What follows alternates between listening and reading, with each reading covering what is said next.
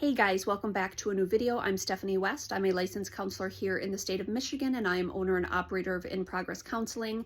Today we're going to talk about one piece of goal setting and also working through fears that can be really helpful, because one of the pieces to be aware of is when something is existing in our amygdala.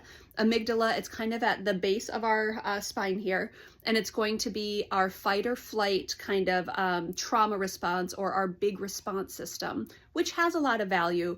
But when information lives there or sensations live there, there's rarely going to be time stamping on it. And what that means is someone comes in and let's say they're having a post-trauma response to something. One of the first things we do is we might create a timeline. Hey, tell me what happened when, how old were you, what did that look like?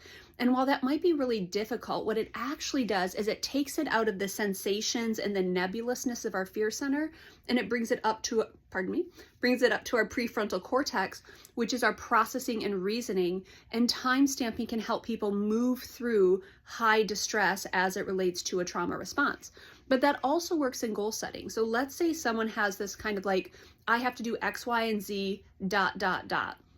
So I'm going to be on a diet and it feels like forever, or I'm going to have to do this mundane task and it feels like forever, or I'm never going to have, recreational cash to spend again because I'm doing this extreme budget and it feels like this ... The ... feeds into fear in such profound ways, and when it gets tripped or triggered, that's probably going to, or often going to, prompt some sort of impulsivity or hopelessness, despair, things like that. So time stamping as it relates to goal setting can be really powerful. Again, time stamping doesn't affect our amygdala.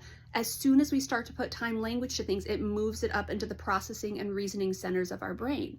Now, there is a caveat. Asking a 5, 6, 8, 10-year-old child the timestamp, it doesn't work. They don't have the prefrontal cortex infrastructure yet to support it, so they would need a lot of adult help to navigate kind of windows of time that they're moving through.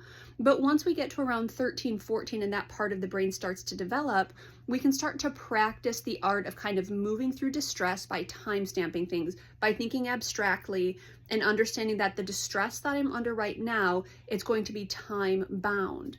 And so what that looks like related to goal setting is, let's say you have this kind of pervasive sense of despair or hopelessness around dieting.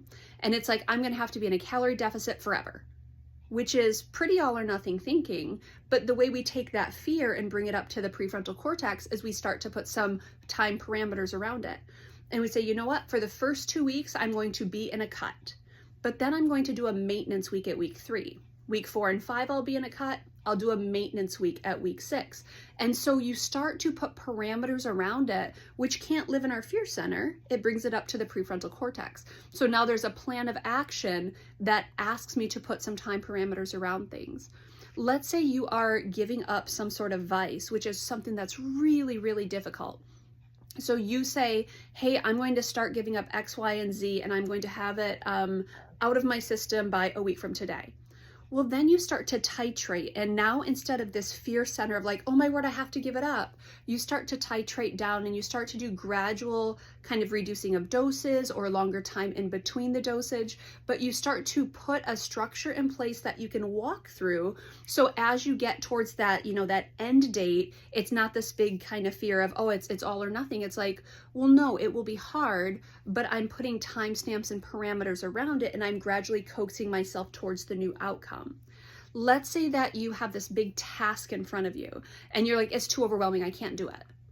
Well, as soon as you say, hey, I can do it for 5 minutes, now we're using language of non-helplessness. It's language of self-efficacy. And we're saying you just have to try for 5 minutes. And if it's overwhelming, tap out.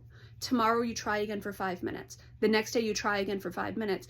And typically objects in motion stay in motion. It's getting you to that place of movement, getting you out of that fear center into the action center, into the organized center that might allow you to take steps towards something you want to be true.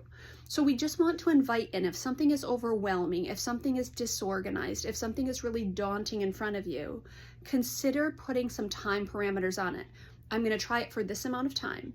And when I try it, I'm going to use X, Y, and Z as my interventions or as my support. So that's also a pretty important part here. But the first place to start to peel back overwhelm is starting to timestamp things or invite in frameworks of time around whatever is in front of you. That's what we want to invite in today.